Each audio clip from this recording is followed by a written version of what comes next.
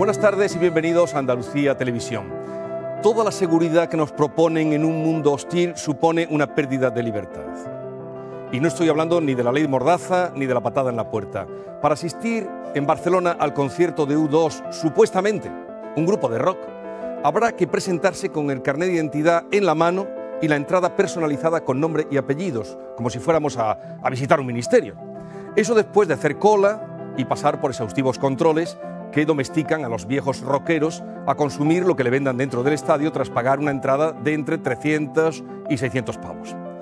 Las empresas que mueven el negocio nos prometen seguridad, pero nos privan de libertad, del derecho a ser nosotros mismos. La seguridad y la libertad son dos valores igualmente preciosos y codiciados que pueden equilibrarse hasta cierto punto, pero que difícilmente se reconciliarán jamás de forma plena. Es improbable que se resuelva nunca la tensión entre seguridad y libertad, entre el espíritu del rock and roll y el show business, entre el arte y la pasta gansa.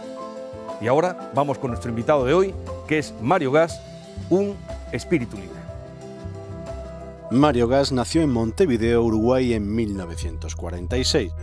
Actor, director y crítico teatral, con un currículum inabarcable, se ha ganado un sitio preferencial en la escena española en las últimas décadas. En 1995 dirigió Martes de Carnaval y rodó la película futurista Atolladero para más tarde repetir con El pianista. Fumó la pipa de Kif, de Valle Inclán.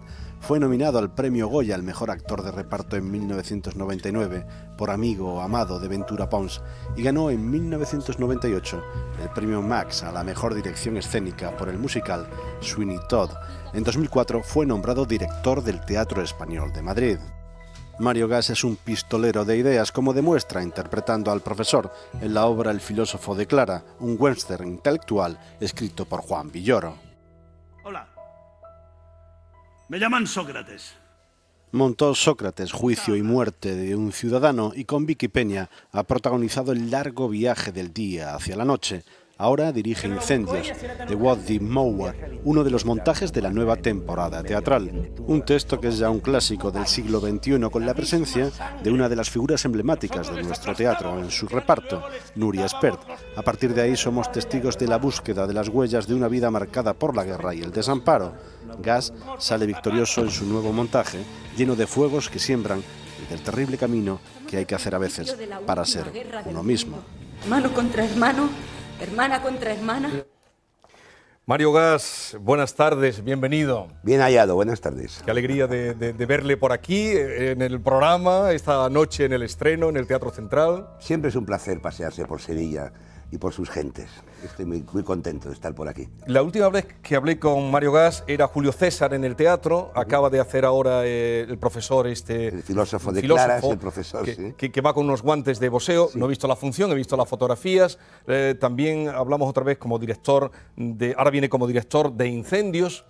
¿Usted sabe quién es? Bueno, yo muy bien, no sé quién soy, pero imagino que por lo que me definen los de fuera voy haciéndome una ligera idea. Pero el yo es muy polivalente y uno es muchas más cosas de las que uno cree. Pero no estoy aquí para autodefinirme yo a mí mismo, sino para respirar y hacer las cosas que me gustan y con las que me conecto y con las que creo que puedo ser útil a la sociedad y al momento en que me ha tocado vivir. Si a uno de los espectáculos que usted monta, que no para, ahí hemos hecho una selección, pero hay que ver el cambio, cómo pasa. Los actores han salido ahí desde muy joven a su último papel. Claro, ¿eso cómo se vive? ¿Cómo se lleva la vanidad? Bueno, no. La vanidad es algo que hay que tener guardada bajo llave, ¿no? Porque es una mala consejera.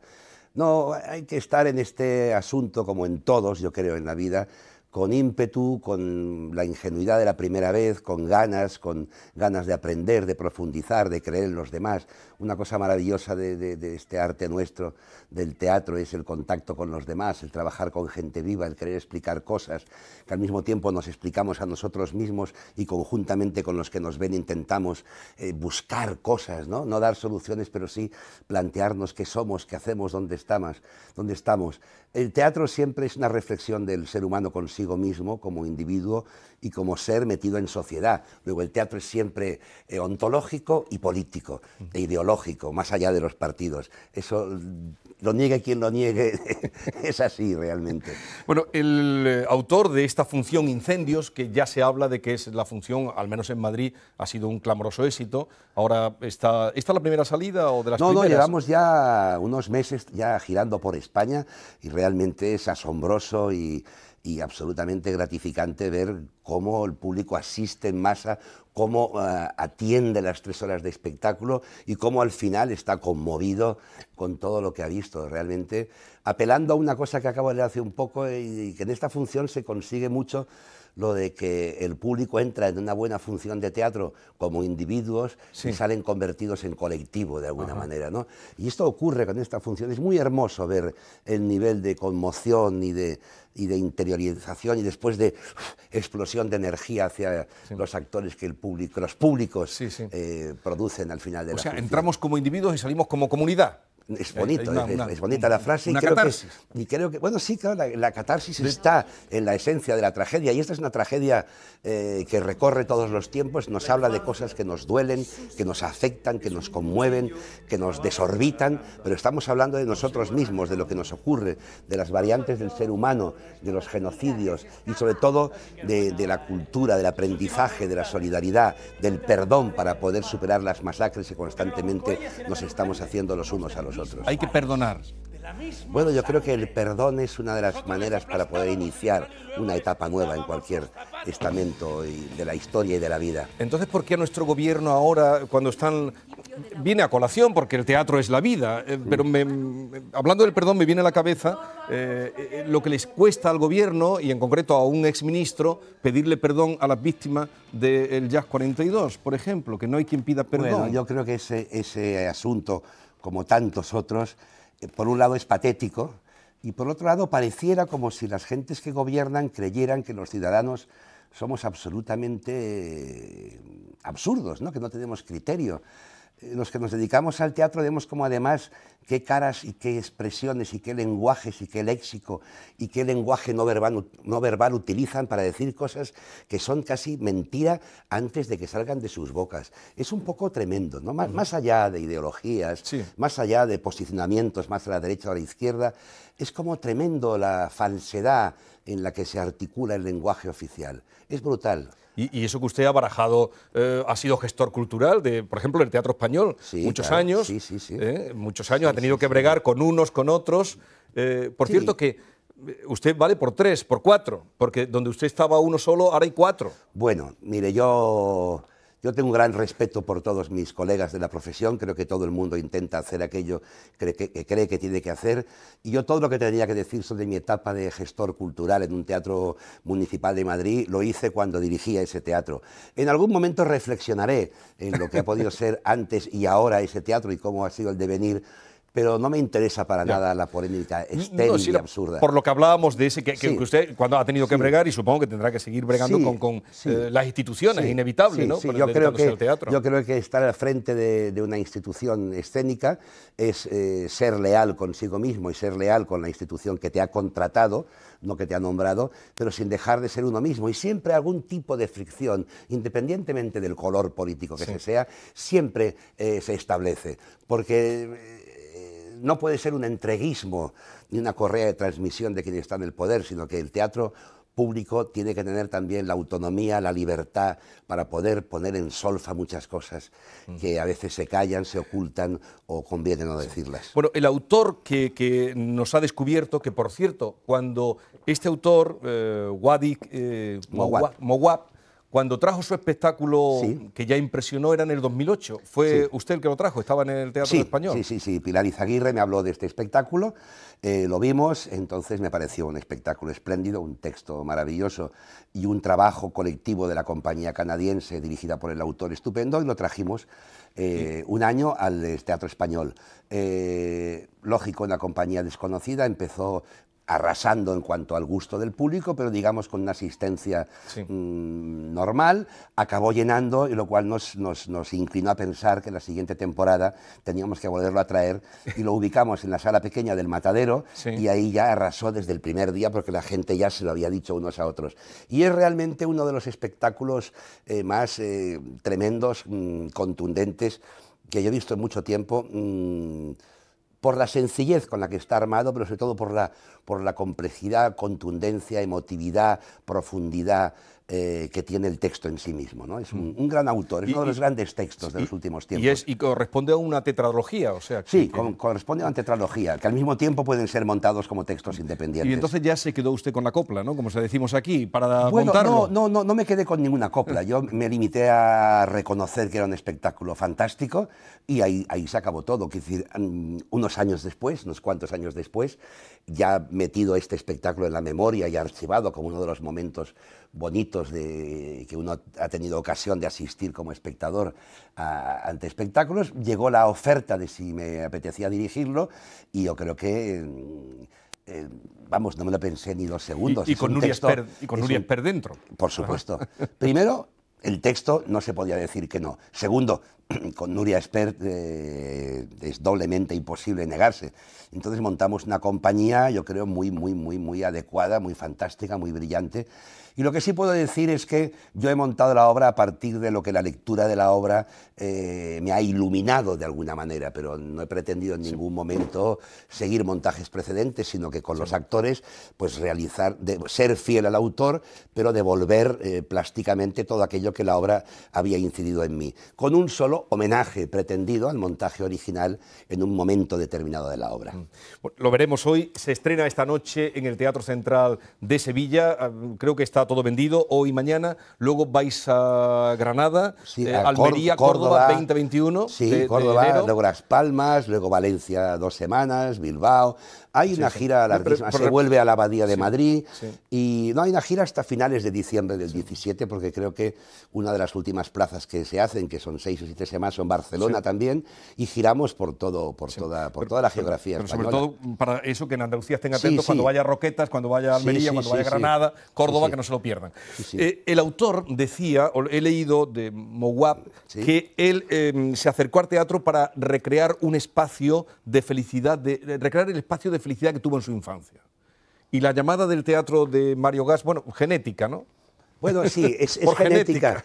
Yo creía durante un tiempo que iba a ser arquitecto, que iba a ser diplomático, pero bueno, empecé otra vez a reinteresarme, aparte de toda la estructura familiar, que me ayudó muchísimo y que me dio una infancia y una preadolescencia muy feliz, pero volví a integrarme, digamos, en el teatro desde una perspectiva mucho más ideológica, formal, y pensando que había que cambiar las cosas, los sistemas de producción, las estéticas, las éticas, las ideologías. Pertenezco a una generación muy determinada también, y bueno, y a partir de ahí, desde los teatros independientes, pues fui incorporando todo aquello que mi curiosidad me impelía a seguir adelante, a buscar, a investigar, pero siempre sabiendo que tenía un tesoro detrás que convenía no olvidar nunca, porque yo agradezco muchísimo a mi familia y a toda la gente que conocí del teatro cuando yo era pequeño y adolescente, gente con gran valía, que me enseñó un poco también el rigor de la actitud personal ante las cosas. Que era un poco la familia, las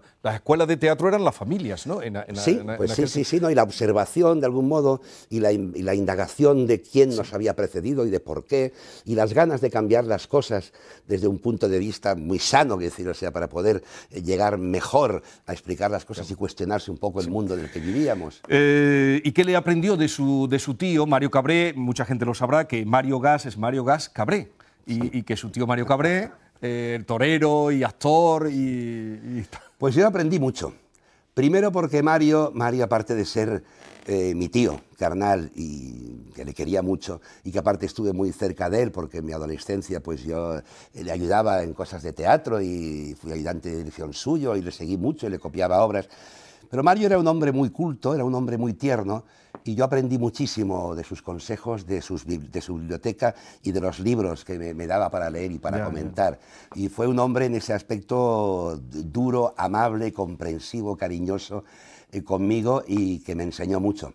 Aparte del cariño que yo le tenía por ser mi tío y ser una persona que además me seguía atentamente mis primeros pasos en el teatro universitario e independiente, siempre le tuve en alta estima por la gran calidad personal que tenía. Me ha gustado empezar diciendo muy culto, su biblioteca, me prestaba libros, en un país donde tampoco se lee, salieron los índices de lectura el otro día.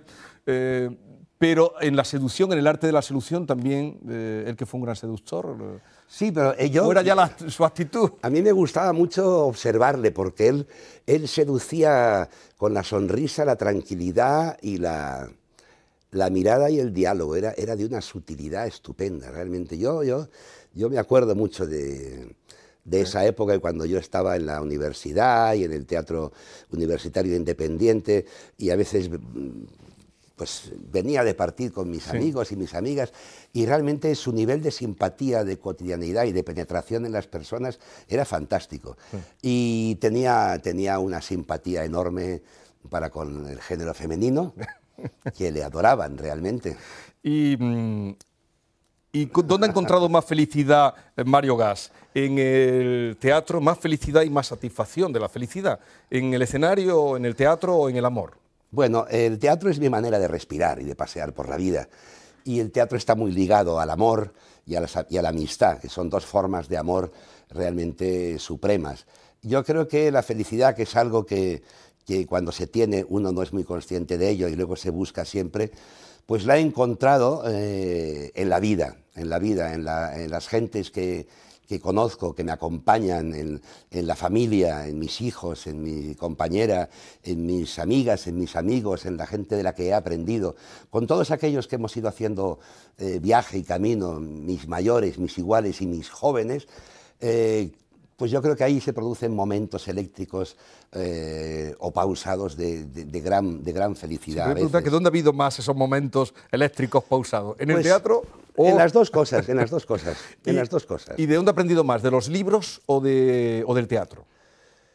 Pues yo creo que se aprende de todo, pero de la vida se aprende mucho, de la reflexión se aprende mucho, de observar todo aquello que te rodea se aprende mucho, de los libros evidentemente se aprende mucho y del teatro se aprende cantidad. Pero yo diría que de lo que más he aprendido es de la gente, de gentes en las cuales he intentado fijarme, mirarme, proyectarme y seguir la línea honesta y coherente y llena de rigor con uno mismo. Hay una frase de Machado, más o menos, que a mí me gusta mucho, que dice, cito de memoria, y no es exacta ni mucho menos, pero dice, no extrañéis, amigos, mi carácter, dice, yo vivo en mi adusto carácter, algo así. Yo vivo en paz con mis enemigos y en guerra con mis entrañas. Exacto, sí, sí. Bueno, pues un poco de esas frases también, de los poetas, de la poesía. Sí, de los libros se aprende mucho y de las gentes. Observar a las gentes, cómo reaccionan ante momentos críticos, cuál es su visión, en qué tinglado se meten, cómo creen realmente en las cosas y en las personas. Eso es magnífico. Y yo creo que se aprende mucho de las personas. La geografía humana es posiblemente lo peor que tenemos, pero en muchísimas ocasiones es lo mejor que tenemos también. La geografía humana. La geografía humana, sí. ¿Cuándo distingue o en qué distingue que un actor, usted que ha dirigido a tantos, porque ha hecho muchos montajes y selecciones y ha dirigido, que un actor es inteligente del que no lo es, de un actor con talento del que no lo tiene, bueno, actor, actriz, lógicamente? Mire, yo creo que el talento es algo que está muy sobrevalorado y a veces muy infravalorado. Quiere decir, si un actor es consciente, consecuente, es actor, eso sí, sí. Yo creo que hay dos premisas que no se pueden olvidar. Un actor nace y un actor se hace. Pero si alguien persevera, trabaja, llega un momento que el talento llega. Es verdad que hay gente que de entrada es mucho más talentosa que otra. Hay dos vertientes. La técnica, que es fundamental para poder llegar a expresar ante el público lo que quieres expresar y que no te quede dentro de ti. Y luego la práctica, el oficio, la sabiduría que se va adquiriendo poco a poco. Pero yo diría que cuando alguien es actor o actriz, hay que tratarle muy bien, porque en cualquier momento, desde un papel pequeño o largo, puede demostrar un talento y contribuir a ese todo, ser un eslabón del todo que puede conmover, conmocionar, irritar, percutar ante un público. ¿Qué son las cosas que me disgustan de un actor? pues la indolencia, el divismo, el pensar que son más de lo que son, la pereza, el menospreciar la percusión de la palabra, la percusión de la emoción que viaja hacia el público y que no queda enterrada en ti mismo. Todo eso me molesta. El actor o la actriz que trabaja para sí mismo y olvida a los demás, cuando creo que el teatro es un arte colectivo y los grandes actores y actrices, su valía se fundamentan en sí mismos, pero en la solidaridad con la que trabajan con sus compañeros. Una especie de actor que quiere más al teatro que a sí mismo es aquel actor o actriz que a mí me gusta, y alguien que no olvida sus intuiciones, que no olvida su disciplina y que masajea su instrumento y que siempre está en perpetua búsqueda. Porque esta es una profesión muy dura. A veces hay cantidad de gente con mucho talento que no tienen la suerte que deberían tener en el mundo del teatro, pero cuando te encuentras con alguien que realmente ama su oficio y que sigue ahí dando el callo, eso para mí ya es muy importante. Como la compañía que esta noche representa en el Teatro Central Incendios, hoy y mañana, y luego pues esa gira donde... Bueno, es una compañía fantástica, son todos realmente gente ya muy contrastada, y con un amor total hacia su oficio y con un talento evidente realmente, sí. Aguantarme a mí, para eso hay que tener talento. ¿Es un director duro? No, yo creo que no. Pero eso no soy yo para quien lo diga. Pero ¿dónde se siente más cómodo? ¿Siendo dirigido o dirigiendo? No, yo de las dos maneras, porque mira, para dirigir, bueno, pues diriges. Y si tú, cuando haces de actor y te subes a un escenario, no eres capaz de dejarte tu faceta de director en tu casa y estar, hombre, un actor que piensa, que discute, que decide con el director y que piensa, aunque no hay que pensar demasiado. Pero si yo tuviera que ponerme en las manos de un director para estar constantemente prejuzgando y pensando cómo lo haría yo, entonces te quedas en casa porque es un suplicio. No, como actor uno no sabe las cosas, se pone en manos del director, trabaja con el director y con los actores y poco a poco va teniendo la satisfacción de ir penetrando a un personaje y haciéndose lo suyo. Bueno, Charo Gutiérrez, Mario Gas. Muy buenas. Encantada de conocerle. Encantado también. Bienvenido. Vamos a hacerle, ya que estamos hablando de incendios, vamos a hacerle un test pirómano, un poco pirómano. Vamos a incendiarnos Vamos a incendiar un poco, pero sí que tiene que responder ahora ya muy rápido. Venga, bien, vamos allá. Mario Gas. Vamos allá. Vale. ¿Teatro es lo mejor que sabe hacer? Sí. ¿Vive la vida a todo gas o es hombre moderado? Com sí, com ça. ¿De qué tiene más? ¿De provocar incendios o de apagarlos? O sea, ¿de pirómano o de bombero? De pirómano. ¿En su profesión le gusta jugar con fuego? Claro. ¿Qué es más fácil, apagar un rumor o apagar un incendio? Los rumores nunca se apagan, los incendios sí. ¿Qué llama prende más en la cultura? ¿El 21% de Montoro o dejarse arrasar por el desánimo? Lo peor es dejarse arrasar por el desánimo, pero lo de Montoro no tiene nombre. Hay que acabar con ello cuanto antes. ¿Qué le quema más, el sexo o el dinero? Pues no me quema ninguna de las dos cosas. El sexo es una cosa fantástica, connatural al ser humano, y el dinero hay que tomarlo con la elasticidad y relatividad que tiene realmente. El dinero huye casi siempre. ¿Y en el amor qué prefiere, el crepitar el fuego o la paz de las cenizas? Pues a la guerra sucede la paz, y a la paz se crepita con las llamas del fuego en una tarde, noche apacible de invierno o de otoño, y las dos cosas a cada momento, en su momento, son realmente interesantes y excitantes. La calma y todo lo contrario, la tempestad. Si su casa se incendiara, ¿qué salvaría primero? Bueno, tenemos algunos términos a la gente que estuviéramos dentro. Fundamentalmente a la gente. Pero supongamos que la gente está a salvo. ¿Qué salvaría? ¿Qué objeto? ¿Qué cosa? Pues no lo sé, podría decir aquello de Rosewood o alguna cosa de esas como Wells, pero yo no sé lo que salvaría. Intentaría ponerme, si estoy yo solo, intentaría ponerme a salvo yo mismo, porque pienso que si me salvo yo, todos los objetos inanimados que hay allá los llevo conmigo, entonces no sería hijo de poner en peligro a mí mismo por intentar sacar un libro o una cosa. Solo gente, si hubiera gente, sí. Una persona inteligente. Hombre, pues yo le iba a preguntar si precisamente salvaría algún libro, alguno de sus favoritos. Bueno, sí, pero diga, el libro puede ser recreado en la memoria de uno. Malcolm Lowry escribió, creo que 7 veces su maravilloso libro Bajo el volcán, porque se le quemaron sus manuscritos en sus casas varias veces. Bueno, se le derramaría algo de alcohol y se quemaría todo. Pero quiero decir, yo antepongo a las personas a los objetos inanimados, porque los objetos inanimados son productos de personas y se pueden volver a recrear. Bueno, pues hablando de libros, El largo adiós parece que es uno de sus libros favoritos. Sí. Nos gustaría que le dijeran a nuestros espectadores por qué ese libro está considerado una obra cumbre del género negro, ¿no? ¿Por qué ese libro en concreto con respecto a otros? Bueno, a ver, yo creo que todo eso es aleatorio. No se puede decir, esta es la película que más me gusta, el libro que más... Hay muchos, hay poetas, hay novelas, hay ensayos, hay la historia y el libro contemporáneo. Pero bueno, el largo adiós yo creo que es una novela paradigmática del siglo XX, una novela que aparentemente, siendo de género, es una radiografía de las ambiciones humanas y de la sociedad podrida de un estado o un lugar, digamos, capitalista, con todas sus cosas. Tiene un halo trágico, poético, existencial fantástico, y es una gran novela que prende mucho con la historia que cuenta. Por eso, podría haber dicho muchas otras, pero realmente es una novela que cuando la leí me impactó, me conmovió, la he releído varias veces. Yo soy muy amante de la novela negra, pero esa novela negra existencial que narra Chandler creo que es una cumbre, que conecta además con toda la literatura de esa época norteamericana, ¿no? La Lost Generation, un poco ese paraíso perdido dentro del individuo en una sociedad inmisericordia.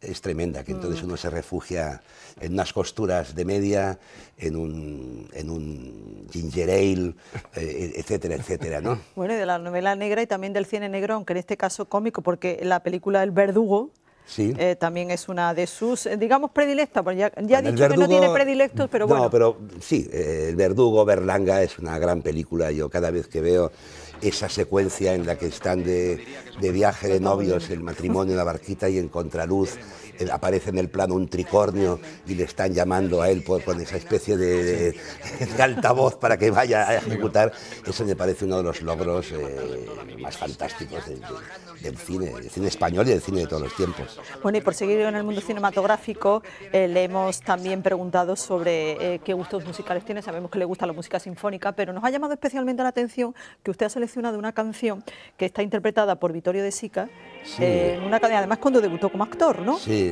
Que es en la película que Sinvergüenza son los hombres. Sí, es una película de teléfono blanco, pero fíjese que es una canzoneta, una canción tan evocadora que ha pasado por encima de todas las épocas y ha ido transitando por muchos lugares, por películas, por Leval de Torescola, por anuncios, por películas documentales sobre el fascismo, sobre la Segunda Guerra Mundial.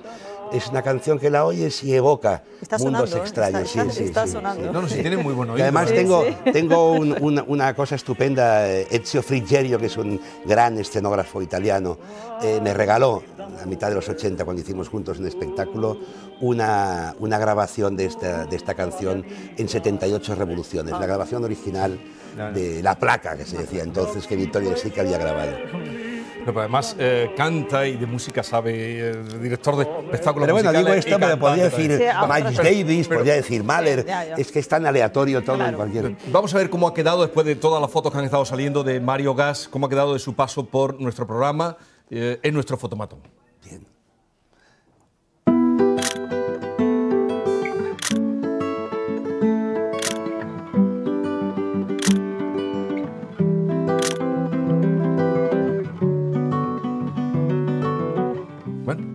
¿Se reconoce? Sí, claro, perfectamente. Aquí también decimos que ni un día sin un libro, y los viernes contamos la historia de un libro en un minuto, que es lo que voy a hacer, la historia de los fantasmas, 500 años buscando pruebas. Roger Clark es el autor del libro, es un crítico cinematográfico británico que tuvo la suerte o la desgracia de pasar su infancia en casas embrujadas. Su madre le contó que una vez vio un fantasma y él ha pasado gran parte de su vida intentando ver alguno, para escribir este libro titulado La historia de los fantasmas, publicado por Siruela. Roger Clark ha estado en cementerios, ha entrado en viejas mansiones abandonadas, ha dormido en habitaciones encantadas y ha seguido las estelas de submarino fantasma. Y ha contado la historia de un general cazafantasma del siglo XVII. También evoca en estas páginas las reuniones de la época victoriana en las que grupos de curiosos se reunían en lugares supuestamente embrujados para atisbar cualquier aparición. Si alguno ve alguno, que lo llame y se lo diga. Ahí está. Y ya terminamos. Bien. Nos despedimos. Gracias por estar con nosotros. No, gracias por haberme invitado. Ha sido un placer, realmente. Nos He pasado vamos- así, ¡fum!, unos suspiros. 30 minutos hemos estado. Nos vamos a despedir precisamente con una obra que nuestro invitado protagonizó, el largo viaje del día hacia la noche, en la que intervino, como decimos, fue en el Teatro Lope de Vega, en Sevilla, aunque por supuesto se representó en muchos otros sitios. Nada más, a disfrutar del fin de semana. ¿Qué? ¿Me miras? ¿No llevo bien el pelo? Ah, es que me cuesta muchísimo arreglármelo. Cada día veo peor y nunca sé dónde he puesto las gafas. Pero está perfecto, mamá, y tú estás estupenda. Es lo que yo le estaba diciendo, que así más llenita está irresistible. Es verdad, mamá, estás espléndida. Y tienes razón en lo de los ronquidos de mamá esta noche. Menudo estruendo. Yo también lo soy. Reconozco en esos marciales sones las trompetas del moro Otec. Si gracias a mis ronquidos recuerdas a Shakespeare y te olvidas por un momento de las carreras de caballos, creo que seguiré roncando. Vamos, cariño, no seas tan picajoso. Papá, por favor, que acabamos de desayunar. No empieces ya. Tu padre nos estaba metiendo contigo. No tienes por qué defender siempre a Jamie, como si fueras tú el hermano mayor. Bueno, ya está bien. ¿Por qué no lo dejamos? Y claro, olvidémoslo todo, que las cosas se arreglen por sí solas. Una filosofía la mar de cómoda. Anda, cállate. Sí. Poco. ¿De qué os reíais? De mí, seguro, pero no me importa, ya estoy acostumbrado. ¡Cállate! Ayer salí a dar una vuelta, ya que no sabéis a quién me encontré en la taberna. Oh, Edmund, ahora no te conviene beber más. A Shaughnessy. Sí, torretatario, borracho como una cuerda. Ese hombre es un horror. Pero la verdad es que resulta la mar de divertido. No tan divertido cuando es un casero y tienes que perseguirle para...